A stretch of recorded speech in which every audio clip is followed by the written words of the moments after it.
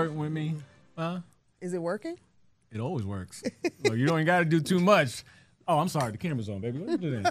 She all over here looking all scrumptious. Ladies and gentlemen, we are back. Another Marriage and Money podcast. With Egypt and Mike. Yes. Okay, babe. What moved you this week? If you guys just knew, by the way, what our week looked like, I think we renovated 3 properties. Mm-hmm. I was moving tile to assist my husband and pulled a muscle just yesterday. She gonna learn. It's been crazy. But what moved you? See, we like to seek inspiration. What moved me today? Mm-hmm. No, this week. This week. Mm-hmm. You moved me to this week, baby. You inspired me as you always do. And I got to say, it's been driving me all week. In what way? Just you being you, your energy. You know, you did a... He's trying to get some collard greens. No, I'm not. Y'all know, no. He's trying to get some collard greens because you're being extra sweet. She makes some good collard greens. No, but you recently, you had to do what was it, a show or something that you were just on? Oh, the women's conference. The women's conference. The Unstoppable Women's Conference. And I was listening, and it was very inspiring. It was, shouts real quick to Dr. Cindy Trim and End Your Year Strong Conference. Yeah. And I was on a panel. It was called Unstoppable Woman with some incredible women, Jacqueline Carr and Darlene McCoy. And just honestly, I didn't belong on that stage, I felt like, because them ladies were singing. You ever be someplace and somebody sings so good that you say, God, why did you not give me those vocal cords? Like, if I could sing, y'all, I'd be some trouble. She be trying in the shower, though. She be trying in the shower. Well, everybody sounds like Mariah Carey. You know, it's it was you. Thank you, baby. But it's interesting you say that because what moved me this week was a question that was actually asked at that event. Mm-hmm. What was that question? Well, someone said, how did you know you were safe with your husband? Oh. How did you know to let down your guard and that you were safe? And I related to that on a very deep level because, as you know, we didn't meet until later in life. Right. I was I was 28 when I met you, but we didn't get married until we were well into our 30s. And prior to that, I guess you could say, yes, I was that stiletto hustler. That's what the girls, that's what we call ourselves. You know, that independent woman, I could do it all by myself. Not that we want to. I definitely wanted to be soft. I definitely wanted to find my alpha man, but where there was none, you know, not that I wasn't dating, but there was no man worthy. He didn't stand on a word that I felt I could follow or believe in, so you couldn't be my leader, and definitely wasn't leading in the masculine. Therefore, the presence of the masculine in the feminine, if that makes any sense. Because, and this is the dialogue we had, a lot of women often get critiqued that we're too mannish or, you know, we're just too strong. Can you believe that? Or too masculine. And we receive that criticism when it's constructive and coming from a good place, as we've had that conversation. What was it that made you feel safe? With you? Yes. Well, a few things. You were consistent. And it was, here's the moment that I knew that I could just fall and rest in my feminine, was when your first recourse was to pray. Okay. And I don't mean to be cliche. I don't go to church every Sunday like I should, but I know when I know when a man is led by God, like you're safe. He will always fall on the word. Whenever I was feeling discouraged or I had a rough day or work was just like driving me, his first recourse was, come on, we're going to pray. And it's not like he would pray over me or hold my hands. He would get down. I would be on my knees. He would be behind me, hugging me, holding my hands like this. And I could just rest. In my feminine, you know, ladies, come on, you know what I'm talking about. So what I would say. So because I prayed for you and not prayed on you, is why you felt safe. Did you feel that? She didn't feel like I was coming for the wrong things. Is that what it was? Well, sometimes you were coming for. So, but it was the wrong thing, though. No, it wasn't. It was the right thing in the right place. Okay. Okay, this is Marriage and Money, right? But I think, especially now with the presence of social media, we're seeing a lot of these men rise up, telling women who they should be and what's wrong with them. And, you know, for some women who are single in the city, we internalize that as though it's truth. You know, there must be a reason why I can't find someone. There must be a reason. And so when people are criticizing us, you know, what I want to encourage you to do is not internalize that. I want to encourage you to wait. Wait for him. Wait for the one that is being molded for you, because he will be worth the wait. So can I add to that, though? It's not just about waiting, right? It's two parts. It's how you wait as well. That goes with patience, because you can say, yeah, I'm going to be patient. But the entire time you're being patient, you're doing it begrudgingly. You're doing it with, you know, an intense of animosity, right? So it's how you wait in that patience. But not only that, you want to make sure that you're not just sitting around waiting, and you're not being the person that you are waiting for, right? So you say, you are being the person that you're waiting for. Like, you're doing the work on yourself. Exactly. Right. Exactly. Like I'm just going to wait. Yeah. But I'm not going to do any work, right? Yeah. So there's two parts to it. Well, basically, so my lesson, my takeaway this week, I actually said it, but it was spurred from someone else's question, was, if you want your women to rest in their feminine, then rise into your masculine. Well. Okay, then. You know what? You know who's going to be good with this topic? We got some amazing guests, okay? Yeah. And this topic is about to get on fire. Well, in many things. There's so much wisdom in this couple. Mike and I, you know, actually, when we do have time and we make time, we found ourselves in the presence of Dr. Pastor Hart Ramsey, who is phenomenal. Okay, and he hails from Northview. I want to make sure I say it because we kept saying we were going all the way to Dothan. Northview Christian Church in Dothan, Montgomery, and Atlanta. And when he first started here in Atlanta, was in a hotel near the airport, and we were going to church in the hotel. Listen, you can take church wherever you wherever it is, as long as the word is there. And when I say we love the authenticity, we love the honesty, we love the outreach, and so it's, you know what, you know what's very important about him? It's how he teaches. It's very relatable to no matter what your denomination is, what your race is. It's to the point, and it's like so common sense that you cannot conversational, debate it. Right? Like, he's not doing a backflip on stage to get your attention. He's talking to you intellectually, which is what I love. But anyway, author, speaker, educator, and he can tell you more now. Also, his church had a song in the Billboard Top 100. Dr. Pastor, or should I say Pastor Dr. Hart Ramsey, and he's married to probably the most beautiful woman on the planet, as you can see.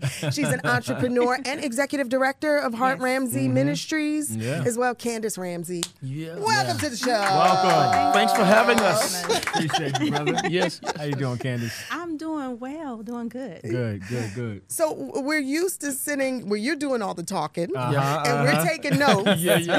So thank you guys for joining us, first and foremost. And what we never get to do is ask you the questions that have nothing to do with biblical text. So we're going all in today. We're going all in. Well, first off, how did you guys meet? Because this is your second marriage and yours as well.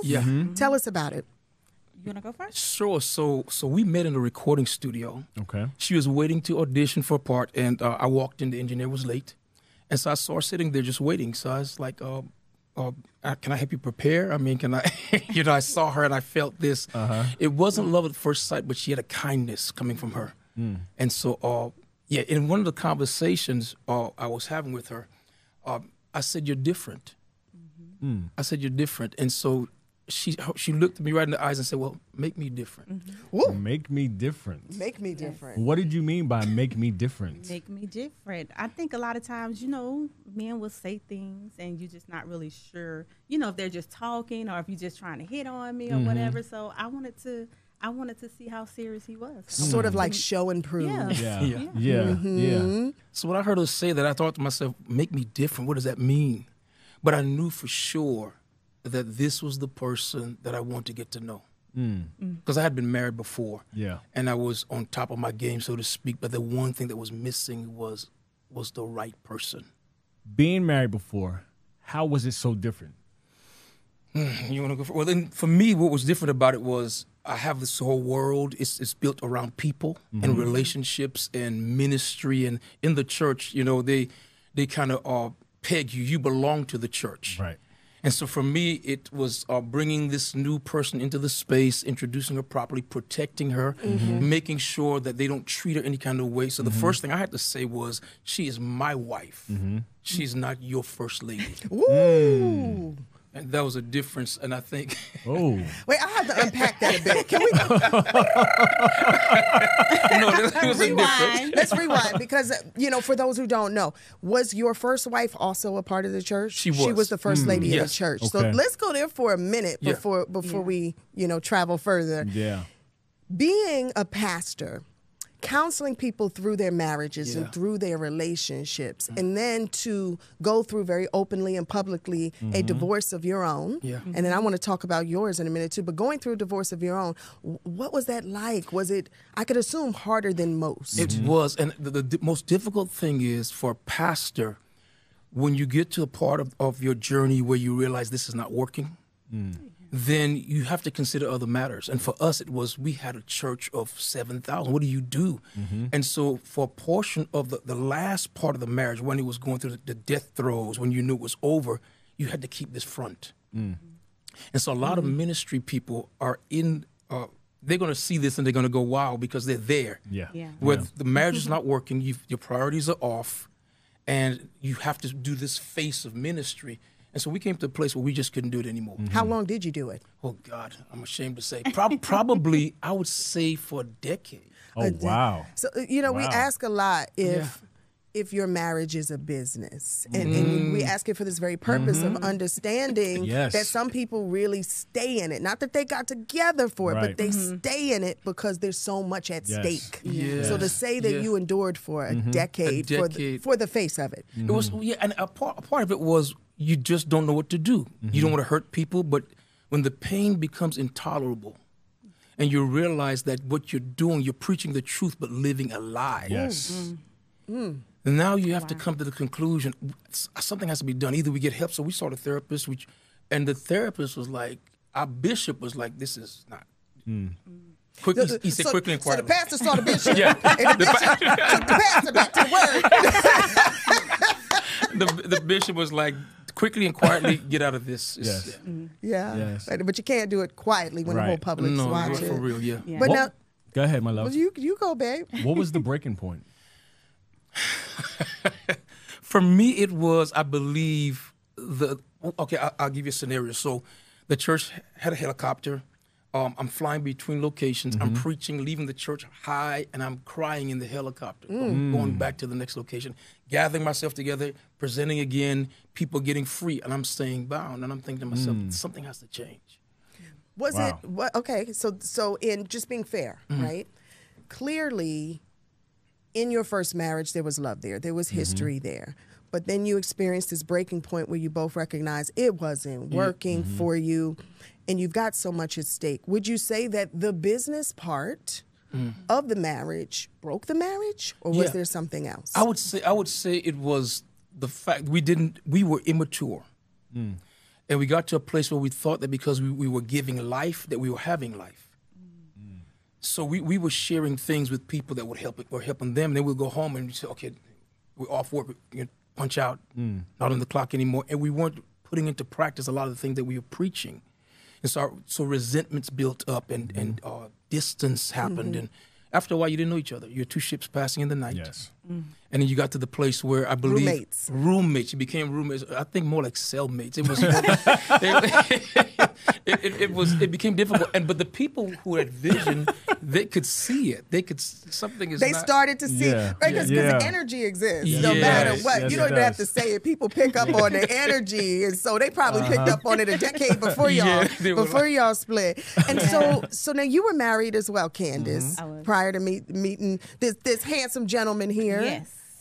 How long had you been divorced before you guys ran I had into been each other? divorced 2 years. I was married 9 years. We was together 10 years, but divorced 2 years. Okay. And what was that marriage like? Why didn't it work out? I wanted someone I could really do life with, and in all fairness, his job didn't allow him to do that. So I was always by myself, always going out to eat by myself. I was doing everything by myself, and if I back up and be honest, before that, I was running from a situation. Okay. So I should not have been in that marriage anyway, because I wasn't healed. So I kind of just did something to get away from a previous situation, and I jumped into another situation without being healed and whole, you know, taking time to just take care of me. So I could not, we never connected. So I was really just wanting somebody For 9 I could, years. For 9 years, because he was always away from home with his job. So it was just me in a new city where I knew anyone with no family. So it just didn't work out. You said something Wow. to me that I really want people to hold on to, though. You said, I jumped out of a really bad situation Yes. and wanted to hold on to something, and I never healed. Right. So you jumped out of the frying pan into the fire Right. because you didn't do the work on I you didn't do to the work press a on hard me. reset. Yes, Yeah. and that was the biggest mistake I could have ever made, because when you're not healed, when you don't take that time to work on yourself, you can't be in a relationship or a marriage in a healthy way. Right. You know what I'm saying? You're going to always be trying to fix you and heal you and go through all this new things together. So it's just kind of hard to not heal and move in relationships, you know. So What did you do after that relationship? You said there was a 2-year span. So Yeah. what did you do to be renewed and restored by the time you met the pastor? I really just really gave myself, I said yes to God, because I got tired of, I was trying to do things in my way, my will.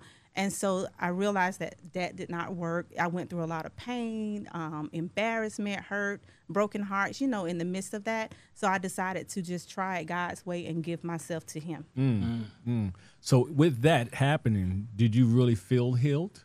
Because, you know, I say to people all the time is that you can be single but not available because you're in a space of trying to get yourself together. So like you said, you went from one relationship trying to avoid another.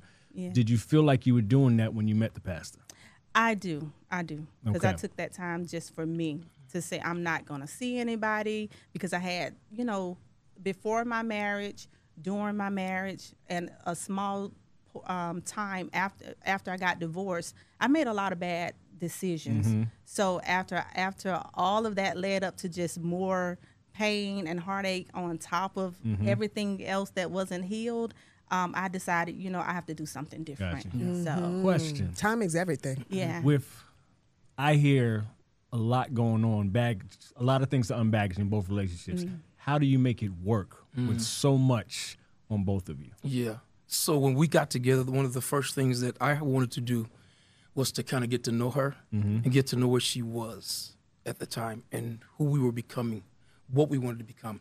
And one of the most important things for me was that I realized we were so different, coming from two different spaces. We had this age difference. Yeah. What's the age difference, by the way?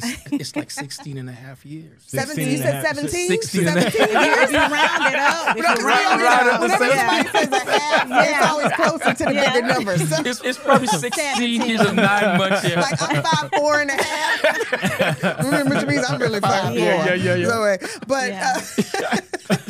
so with that age difference, I mean, that's a lot. everything different, Yeah. really. Yeah. That's different music. Like Yeah. maybe you were listening to who, like the Marvin Gaye. Oh, God. But I I'm think playing. it worked I for threw that me back though, at you. because I'm like kind of an old soul, because my mother and my father, they grew up listening, you know, Yeah. to all the older music. So that's what we was raised on. So I was able to relate. Our old school is Notorious Yeah. B.I.G. Oh, Yeah. Lord. Yes, Yeah. Well, now, come on now.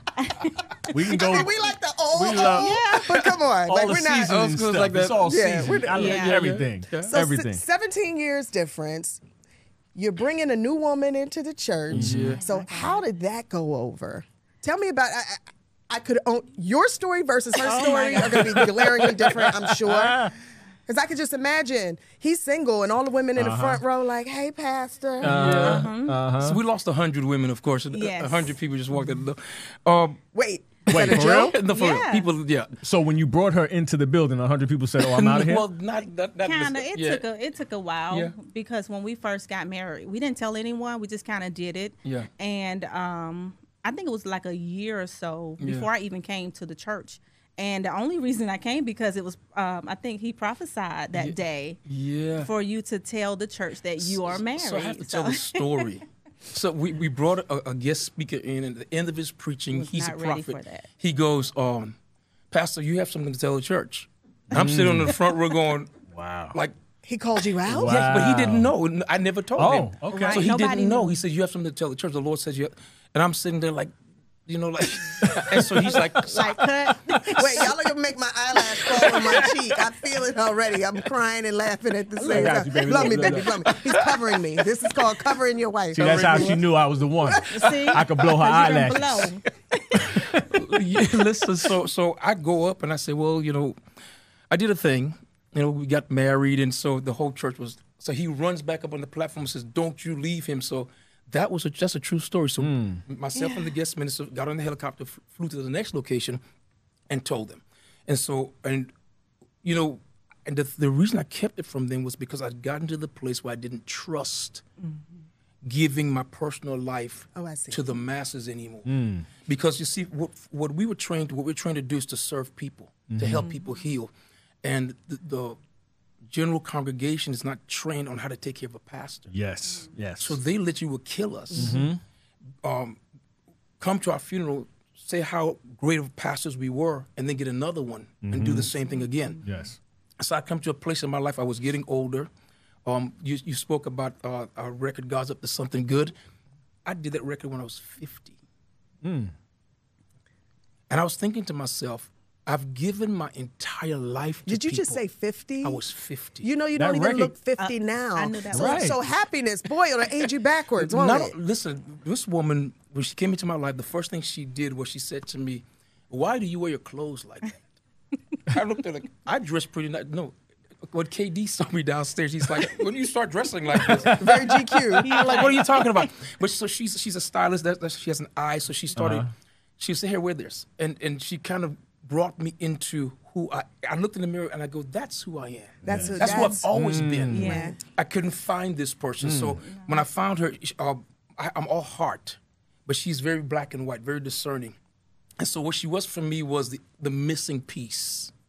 She was a missing piece of my life. And so a lot of people who knew me back when can't relate to me now because they say you're so different, but I'm not different. This is actually me.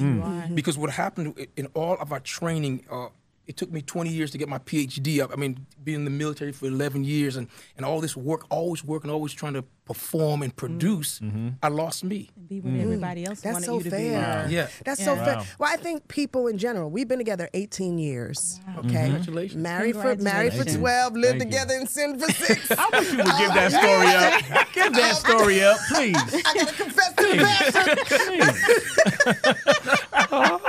But I am not the woman he met. No, and vice versa. He's not the Wow. man I met. So we had to acknowledge if we wanted to continue this journey together, we have to give each other space to grow, Yes. to breathe, to discover again who we want to be. Yeah. Not just Yeah. who we are, but you have to also think forward. Who do Yeah. you want to be? Are you the woman you want to be? Are you the Right. man you want to be Right. for your kids, for your family? If not, there's going to be a transformational period that you got to go through, which means Right. those around you have to love you through it and Right. still be there, love you through it.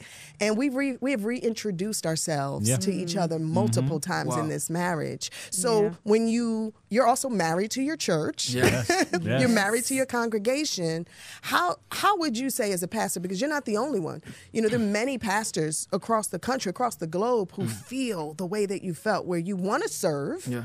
but how should your congregation allow you space to grow? Right. Let's go there. So I think the first thing is a pastor, when he's pastoring people, he has to teach them that he is a person with multiple things.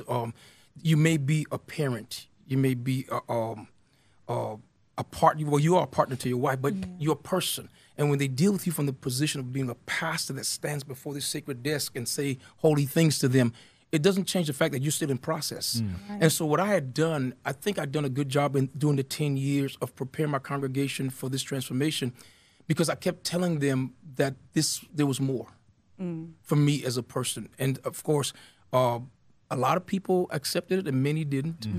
Did they ever come back to the church? Some did. But eventually what I did with the churches in Alabama was I actually turned them over to my son. I have a son that does ministry, and he's doing well, starting out pastoring. And I'm here in Atlanta. I'm taking care of the Atlanta business, of course, taking care of ministry and different things. But for me, the relationships that were lost because people wanted to hold me in a space. Yes. And they were like, Yes. you don't get to change. You don't get to progress. You don't get to, and I couldn't have that. Right. I couldn't have that. They were uncomfortable with you being the real you. Yeah. Right. Coming into the you that you've always wanted to be. Right. The Right. person that you lost within the Army and other relationships. Right. They didn't want change because change is uncomfortable. Uncomfortable. Right? If they gotta go, they gotta go. Yeah. But it was good for them. It wasn't good for him. Right. Yeah. Right. Yeah. Well, Let me we- go. Well, we do that a lot. What we'll do is, and I think we're guilty of this. Like, if you rewind back to my first marriage, it was the pastor that said, "Y'all should get married. You're always together." And we thought that because this is the man of God telling us to get married, that he was speaking for God. He was not speaking for God. He was speaking for what he thought was right for us. But at the time, we were too young to know. And so I would suggest to anyone, especially those in ministry, that before you make a decision in relationship, you get to know who you are, what you want. Any relationship, Any not relationship. just Yes. marriage. Yeah. But I would also wonder, for those who chose to leave, did they not come to the realization that if he's not happy, this is your leader, this is your guide. If he's not happy and living his truth, how can he be there? For you, you got to be good first. Yeah. Just like with us. You know, we talked about this because as a mama, it's hard sometimes to detach. And I know that, I already know what y'all going to say. Don't say it because I already know what the word says. I already know what the Bible says. Don't go quoting Bibles on me. I know I'm supposed to cling to my husband first.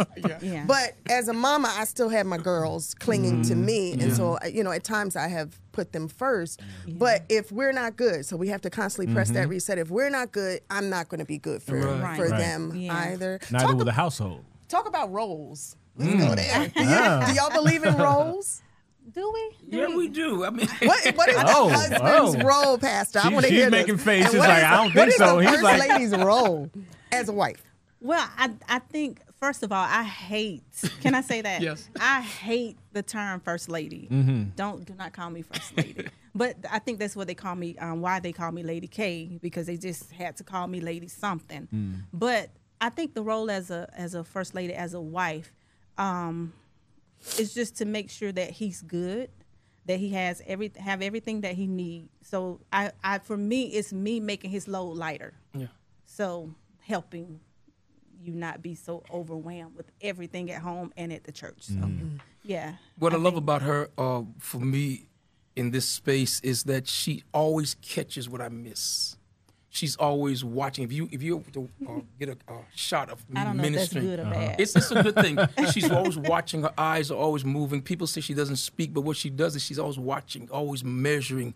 And I got accustomed to having her eyes on me because I'm all heart. And sometimes I'll be into a situation not seeing, just feeling. When he's in pastoral mode, he don't see nothing but God's people. You can have all those other things around you going on that's not good with people with not that.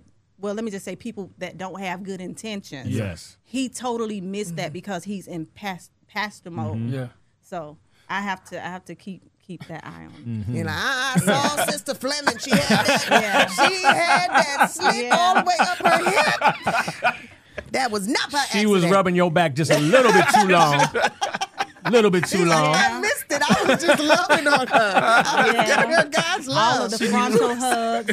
She done got She's like, she done got at me a "Nah, couple you of gotta- times for that you as gotta well. get a hip hug. That's Yes, a rule. hug from the side. It's an unwritten rule. Hug Wife from to the wife. side. Once you get married, just so y'all know, once you get Confirmation. married, no more frontal hugs. Not Like at that's all. against the law. You hug. This is the official way to hug. That's it. I gotta remember And that. just lean in the top part, not the bottom. Not the Just- bottom. Even the biggest thing is like in photos too. Yes. Because Oh, yeah. people Oh, will yeah, that take can be that taken the wrong photo way. and assume something Yeah. else. Yeah. They have their face all up against his. I'm like, you don't have to do all that, you know. But So now let's talk about money. This is the Yes. Marriage and Money with Egypt and Mike podcast, and we try to really instill in folks important financial lessons. And sometimes we've had guests talk to us about bankruptcy, that they've been through it and how they recovered from it. You actually are the executive director of everything. That's Pastor Hart Ramsey. Does that mean that everything that's his is yours? Yes. yes. And he said yes. So I love that he said yes at the same time, almost faster than she said yes. Now, and vice versa? Yes. Yeah? Because we know you have a hair salon as well.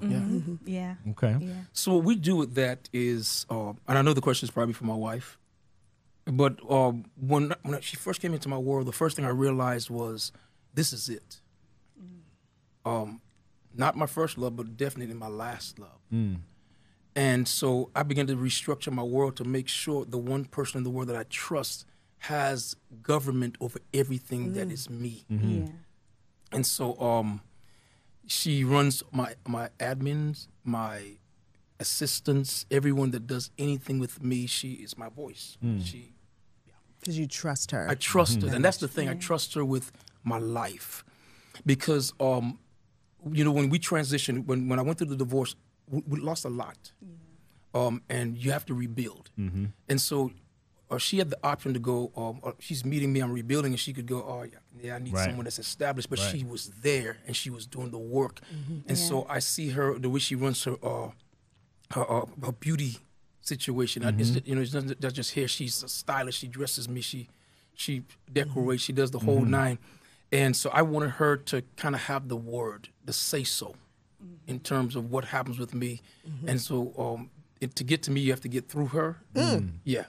And whatever is mine is her. And so we set the business structure up that way as well, so that if anything happens to me, she doesn't have to go through probate and all that stuff. It belongs to her. So you guys have done estate planning. Yes.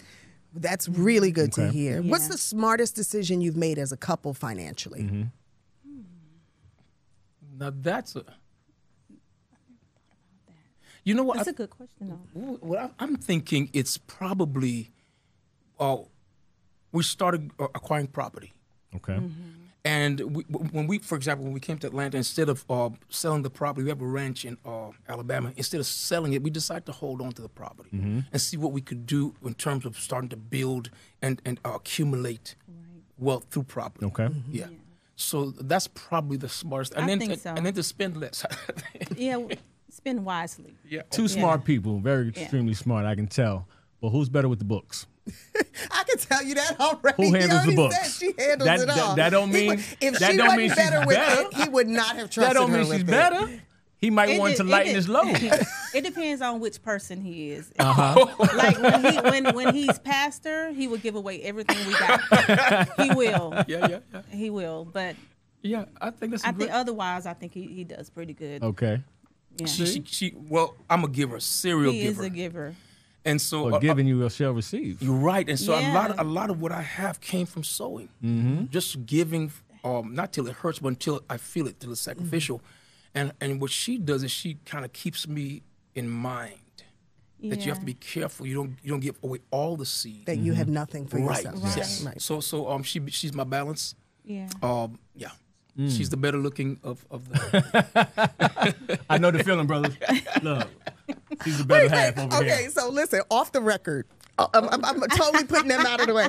Off the record, some women, if a pastor approached them to date them, would say, okay, now, how do I handle this exactly? Am I going to constantly be judged? Is he going to constantly, tie everything back to the Bible? Yeah. Were you intimidated on any level?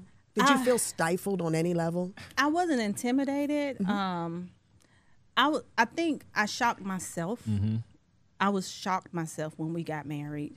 And I say that because when we decided that we was going to do it, he had to tell me. I was so into him as a person, his heart. I didn't think about, okay, you're going to be somebody's first lady. So I totally didn't think about the church. It was all about him. So that came as a surprise to me. Never thought about marrying a pastor. Wasn't groomed to marry a pastor, but I think I've grown into it, well over these 7 years. It's been challenging. I'm gonna get letters from your church on this one. Yeah, because I'm thinking, in our courtship, as fine as this man is, and y'all a beautiful couple as well. Like, I'm gonna throw it on him. But how do you when the person we're talking about is the man of God? How do you navigate that? First of all, lovemaking is in the Bible, okay? It's in there. It is in there. But, You know what I'm saying. Yeah, I I'm think just people saying. think that you are a pastor or you're a first lady, that you're not a person. You're Right. you're human, Right. and you're gonna have, I guess human things in Yeah. relationship that you do. You know, it's kind of normal. Yeah, I think what drew me to her as well was this. There's an earthiness about her that I needed. That I needed her. I needed a person, not a. Man, stop lying. When you said Everybody sees how when you fine she said, "Can I help you prepare?" You were like, "Yo, can I help you prepare?" 'Cause, man, listen. Like relax. Ecclesiastes said. Listen, He was like, the way you smiling and the way, look, the light hit you in trying such to a be way. Can I nice. help you Can I prepare? help you? trying to be nice, trying to be But nice. listen, we have so much more we can talk to you about. You got to come back for a part Definitely. two. Y'all promise? Got to come back for a Definitely, part definitely. two. You know, before we wrap up, we do a one to go on, one to grow on. Which one you want to take, my love? Honestly, one to go on. I'll Okay. take that one first because I loved, Pastor, when you were saying I'm a man first. You know, we are people first. Yeah. And especially just being someone in the public eye, wanting to serve, you know, be it on television as a host, on the radio, you know, whatever we're doing, if you're in a space where you're public, people do feel like they own you. Yeah. And I would just love to remind everybody we're people first. Yes. Yeah. You know, and just kind of hold on to that. And also make sure that whoever you're inviting in your life is someone who does not just accept you for where you are, Yes. that they can also accept you for where you're going and who you're becoming. Yeah. Yes. That's good. Ooh. One to grow on that I gathered from this conversation, quite a few, but one that's at the top of my mind is make sure you're available, not just single, right? Right. Make sure that when you are truly ready to be in a relationship, you are coming with the full you, not trying to escape a situation or relationship. Coming you are with the coming baggage. because you are ready, Yeah. right? Right. And we're going to leave it there. I don't want to leave it. This is such a good conversation, but thank you so much. Yes, Thank yes. Before we go, what do you want folks to know? Where can they find you? What do they need to know? Well, on social media, I'm Hart Ramsey everything. You know, Twitter, Facebook, H-A-R-T, Instagram. not H-A-R-T. H-E-A-R-T. Right. H-A-R-T-R-A-M-S-E-Y everywhere. Yes. Yeah. Just reach out. I'm here. I am Mrs. K.L. Ramsey on Instagram and Facebook, everywhere. Mrs. K.L. Ramsey. Yeah. And Yes. find them at Northview Christian. Uh-huh. And up here, we at All Nations Atlanta as Atlanta. well. All Nations All Atlanta Nations as well. Atlanta. Okay. Yeah. So, guys, we're going to make sure that we put that so that you can find them because Mike and I will tell you firsthand. Yes. There's definitely a word to be heard. Oh my gosh. Oh, and I would be doing wrong if I didn't shout out my brother Jamel Nehemiah Jackson. He is the reason why I came upon you. He sent me a link to one of your videos so long ago. He said, you got to listen to this guy. And ever since, Yeah. we've been in touch. Wow. That's how we found you. Yes. First. Ladies and gentlemen, Marriage and Money Marriage and Money Podcast with Podcast. Egypt and Mike. Tell a friend to tell a friend.